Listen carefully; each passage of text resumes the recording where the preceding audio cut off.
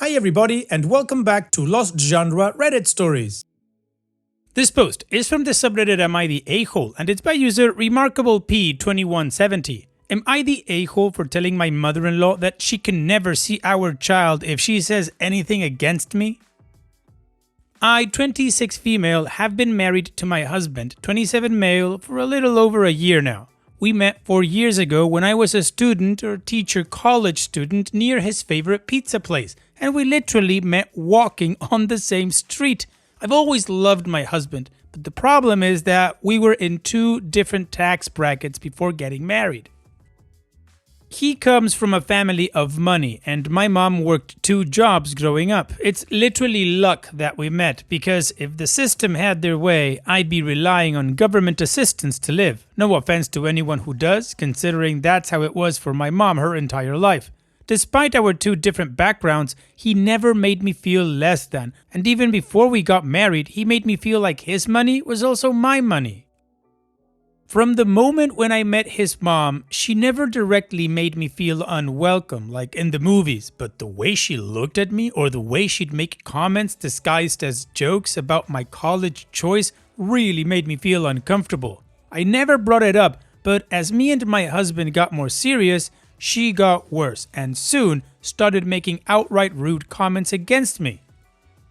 Comments like how I was stupid for going to college for early education because they don't make any money, or would compare me to her other daughters-in-law who were nurses or in the business field. My husband has confronted her about it multiple times, but even then her behavior would only change for a few weeks and then she'd slowly start the process again. Anyways, my husband proposed early last year and we got married 6 months later at a beautiful vineyard with my dream dress. The entire day was perfect until she made her speech, which she started off with, "She's not the woman I had in mind, but she's the woman he loves." In contrast to my mom's speech that was about how happy I am and how she cries happy tears every night because I found true love. Her speech ruined my whole night, but when my husband confronted her after our honeymoon, she apologized over the phone and sent flowers to our house. 3 months ago, I found out I was pregnant, and I'm so excited for this chapter in my life. My husband has always wanted to be a father, so he's already begun buying baby stuff and sending me pictures of what he wants the nursery to look like. We told his family over their bi-weekly family dinner last week, and while everyone seemed happy, we all held our breath to wait on his mother's reaction. She played the happy grandmother-to-be facade, but 2 days ago, his brother's wife that I'm close to sent me the messages that another brother's wife had sent her of my mother-in-law stating that she's disappointed in him and that now I'm stuck in their family. I almost cried, but didn't because while I was disappointed, I wasn't surprised. I told my husband about it and he's already confronted her about it and she's once again apologized. My husband and I agreed that if we ever hear anything else from her against my pregnancy, then we'd go no contact. The problem is that my husband is the oldest and will be giving her the first grandchild and starting the newest generation of their immediate family. After telling my sister-in-law about our decision, she said that I should distance myself, but keeping a grandchild from her might not go over well. But both me and my husband have already agreed, but now I don't know. Am I the a-hole since she already apologized? No, OP, I don't think you're the a-hole, and you shouldn't even be asking yourself this question. I mean, come on. She's constantly belittling you. The wedding speech was absolute sabotage, and the private messages behind your back, come on, this is not a mother-in-law, this is an actual monster-in-law. And by the way, her apologies mean absolutely nothing. She continues to do it, apologizes, and then goes back to the regular. So even if she apologized, why would you consider it a real apology? She's shown you what she truly is like and what she feels about you. Do you want to subject your child to her? I don't care if she's her grandmother or not. She sucks, and this is something that you and your husband need to be on the same page on, as it seems that you are. Which, by the way, props to him for always standing up for you. And in my opinion, you don't need to think about it anymore. She's out, and that's it. What do you guys think? Let me know in the comment section, and now let's check out the community comments. Read It Aloud at Night 9 says, "Nope, Apologies with no change in behavior means the apology was worthless. You and your husband are on the same page, so just wait for her to mess up again. I think to lower stress and enjoy this time that you should just ignore her. Literally, pretend that she does not exist unless she says hello or goodbye. Lol. Ignore conversations about her, don't engage, and just have fun prepping for baby. Weekly Bloom says, not the a-hole. She made a meaningless apology and has continued to badmouth you to the rest of the family. Restricting her access to your child is the way to go. Your mother-in-law is a toxic in-law to you. Read the book by Susan Ford, and your husband might want to read her book about toxic parents too. You only have to read a few stories and just no mail to understand how damaging a mother-in-law like this can be to a child. Since you and your husband are on the same page here, you may want to spend some time with a therapist to help you with your strategy to avoid having her as a malevolent influence in your lives. And Opie responds, I only feel bad because my relationship with my grandmother really shaped me, even when she and my mother weren't on the same page all the time, and all I want is for them to have that same relationship. Maximal Gain says, not the a-hole. Check with a lawyer about parental versus grandparents' rights in your local jurisdiction. If there are no grandparents' rights she can sue for, prep to block her and anyone else that she sends your information to. Be prepared on both of you. Make sure there is nothing she can do to you or your children. And Opie responds, fortunately we live in Florida, so according to my Google searches that you gave me the idea for, she can only really do anything if we were unfit or absent. If I'm reading it correctly, of course. And Ruthless Bunny says, to apologize is easy, too easy. Making true changes is hard. What your husband needs to say is, I love OP, she's my wife and the mother of my child. You're allowed to not like her, even for shallow and stupid reasons. What you're not going to do is be rude and nasty to OP, not to her face and not with my siblings and their spouses. If you are so bitter and evil that you can't help yourself, then I don't see a reason for you to be in my or your grandchild's life. Your BS at the wedding was low, and I guess I've underestimated your capacity for being a crap human. I'm not letting crap humans around my family. The community agrees that OP is not the a-hole and that she should just cut contact with the mother-in-law now because she's toxic. Anyways, let's move on to the update to see how this story ends.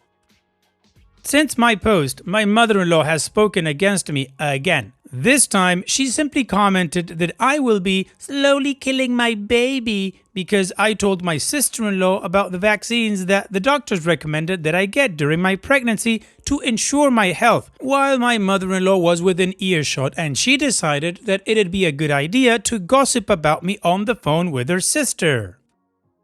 Word got around and eventually my sister-in-law told me what was said about me. This did hurt a bit because as a first-time mother, I just want to do anything to help my baby. My mother wholeheartedly disagrees with her and said that she got every vaccine that was recommended when she was pregnant with both me and my siblings, and I got every vaccine growing up, including my flu shot, and I'm perfectly healthy. I told my husband about it and he officially sat his mother down today and told her what would be happening. He explained that her actions have been unacceptable for far too long and that she'd have no access to me or our baby until further notice, which means no more attending family dinners, vacations, events, etc. I told her that any information she gets about the baby will only be because I agreed to give it to her and it'll go through my husband or sister-in-law. She did not react very well and said that we were selfish for cutting off the relationship between a child and their grandmother, as a grandmother is just as important as a mother. No, it's not. I reminded her that my mother is still alive and only lives an hour and a half away, so my child will still have a relationship with their grandmother. We've arrived home since the situation and my sister-in-law told me that my mother-in-law has already told both her and a few other family members, and while she, her husband, my husband's brother, and another sister-in-law have attempted to defend me, it's not a lot of people in my corner. My husband's father has called him since and said that while he isn't required to always get along with his mom, we are all still family, and he shouldn't take her only grandchild away from her because of a disagreement, as family argues all the time. It's very hectic at the time, but I'm sure everyone will recover. Thanks everyone for their advice and words. Additional information from OP's comments. Honestly, the whole thing feels like generational trauma repeating itself. My mother-in-law's own mother-in-law was her worst enemy. I only met the woman once or twice before her funeral, which happened just 3 weeks after my husband and I celebrated our first anniversary. My mother-in-law hated her so much that she didn't even look sad when she passed. She just sat there stroking her husband's hair while he cried. At the family gathering after the funeral, when everyone was sharing memories, she couldn't come up with a single nice thing to say beyond the bare minimum. So yeah, this kind of tension seems to run deep in her side of the family, and when she tries to guilt me by saying my baby needs a grandmother, that doesn't really hit me the way she hopes. I grew up with just one grandmother myself, but she was such a good woman and always had my back. I never once felt like I was missing anything, so I know firsthand that one loving grandparent is more than enough. Now, I don't mind people having different opinions on small parenting stuff, bedtimes, iPads, clothes, whatever, but when it comes to vaccines, that's not an agree to disagree issue for me. This is my child's health and safety. What really crossed the line was when my mother-in-law told me I was slowly killing my baby. What mom wants to be told that? That's not a difference of opinion, that's cruelty. Thankfully, I know I'm not crazy for standing my ground. My sister-in-law is a registered nurse, and during college, she had a retired pediatric nurse as a professor. She heard countless horror stories about children coming in with terrible preventable diseases, all because their parents skipped vaccines. She's completely on board with me, 1000%. That kind of support makes it clear that my mother-in-law's attempts to make me feel unhinged are just another part of her toxic pattern. Nicely done, OP. Now you can really enjoy your pregnancy without having that shadow on top of you or around you or gossiping about you. And who knows, maybe someday she won't be such a horrible toxic human being. But until then, you don't need to worry about her. So here's wishing you and your husband the best. Congratulations on becoming parents soon. Take care, OP, and thanks for sharing. And now let's move on to the next post that also has an update. This post is from the subreddit entitled People, and it's by user Dea Matias. Someone tried to steal our campsite. We've got a good group of friends and we camp together every year for Labor Day. 7 adults, 4 kids, 3 cars. We pay extra for the 3rd car and are under the per person maximum per site. Reservations open 11 months in advance. We book the same large site every year 11 months in advance. This is hands down the best site in the campground. Pull through for the camper, off by itself, huge space set off from the road, facing the woods, a triple plus site. Some of the sites are much smaller. I was the first to arrive at the campground at about 9 p.m. Friday night. Every site is full except for one, and it isn't ours. It's the next site over, and it's a site that clearly can't fit a 32-foot trailer. We're kind in Methlahoma out here, and this trailer was probably made in the 80s, so I'm pretty nervous when I go up to knock on the door. I immediately drop into my best Oklahoma accent and go full Southern lady. I'm terribly sorry to bother y'all, but here's my reservation email and I think y'all are in my site. Oh no, this is the site we booked. Well ma'am, would you mind if I looked at your reservation email? If they double booked us, we'll figure it out.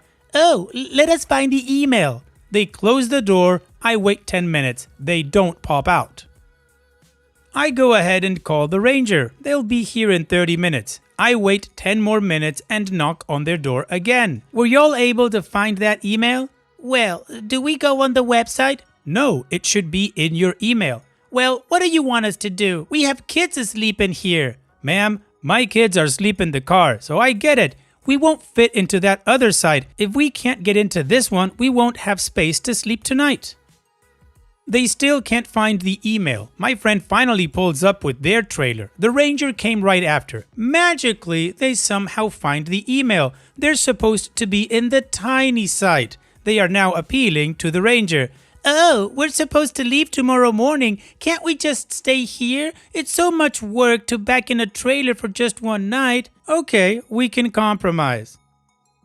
"Okay, we'll find somewhere else tonight if you can be out by 7 a.m. tomorrow so that we can get in." "How about 11? That's checkout time." "Nope, this is our site. We'll be nice, but we've got a full day tomorrow and we need to be set up by 8 a.m.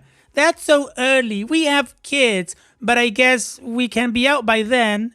The ranger sees right through the potential drama that would happen at 7 a.m. the next morning and says, "Nah, you need to go ahead and move tonight." "But we have sleeping kids." The ranger points to me. "So does she. You need to move." Much cussing and grumbling, but they finally moved their RV. Takes them a solid 45 minutes to get it slotted into that microscopic site, and here we are. Sunday afternoon, and their loud kids and their off-leash rat dogs are still in the site next door. The sites are fairly well spaced, so at least it's muted by the trees. Yesterday morning, one of the kids screams, "Why aren't we in the nice side anymore?" The mom, maybe grandma, I honestly was reading a book and not looking, then screams back, "Well, those people over there took our site." "Shoulda booked earlier, my friends. Normally, we cook more food than we can eat and share with our neighbors." "Nope, no steak for you." Aw, man, I strongly dislike people like this, that they just try to take advantage of other people being nice and just do crap like this, like cutting in line or, the smart guy that rides on the side of the road when there's traffic or whatever. Good on that ranger for not taking any of that BS and just making the move right away. Anyways, OP has given us an update for this, so let's move on with that to see how the story ends. Monday afternoon, checkout was 11. When we left, our friends were still there with no signs of packing up. So, to no one's surprise, the "we're leaving tomorrow" line was total BS. There were 3 adults in the site that we saw. One man, one older woman, and another woman who was maybe mid-40s, plus a handful of small children.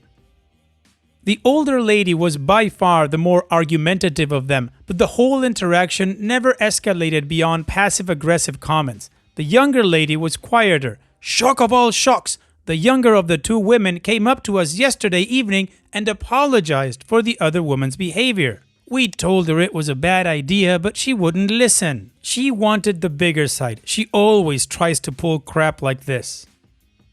She was extremely apologetic, so all's well that ends well. We lost an hour or so at the beginning of our trip, but had an amazing weekend with friends. We got a story out of it, and the neighbors didn't try to slash our tires. A successful weekend. Happy camping to y'all. And there it is. She always tries to pull crap like this. And that's the personality trait. That's the character of an a-hole. But oh well, OP, she's not your family member, so it's not your problem. Glad to know you had an awesome time with your family and friends. Thanks for sharing, OP, and take care. And now let's finish this video with another story from Entitled People that also has an update. And this post is by user GoddessViking86. Entitled neighbor tries to claim my delivery package is theirs.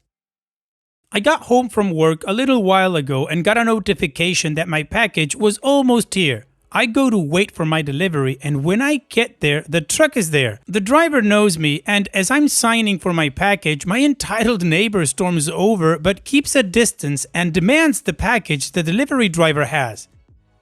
For context, I have a restraining order against her. She tried having her sister and her sister's kids trespass on my property, etc. She hasn't learned the lesson. Anyway, the driver tells her that it's not her package and he can't give her the package. She continued to demand the package, saying if she doesn't get it, she'll just storm over and grab it.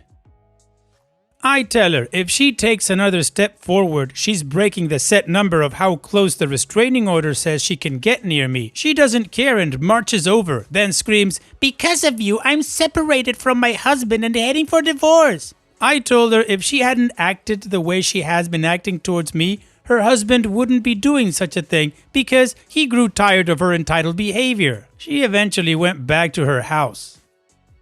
Update 1. I got the delivery driver's name and number so they can prove they witnessed my neighbor break the restraining order, then call the police. The last thing I heard while being outside a few minutes ago was a loud scream of, "I didn't break any effing restraining order."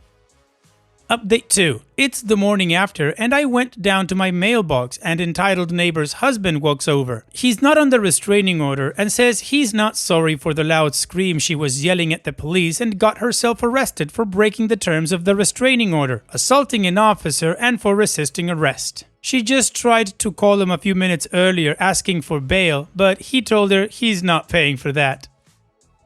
Wow, Opie, I feel like there's a huge story behind this, but yep, that's what you do. She broke the order, she gets arrested. Good for her future ex for not bailing her out, though. Thanks for sharing, Opie.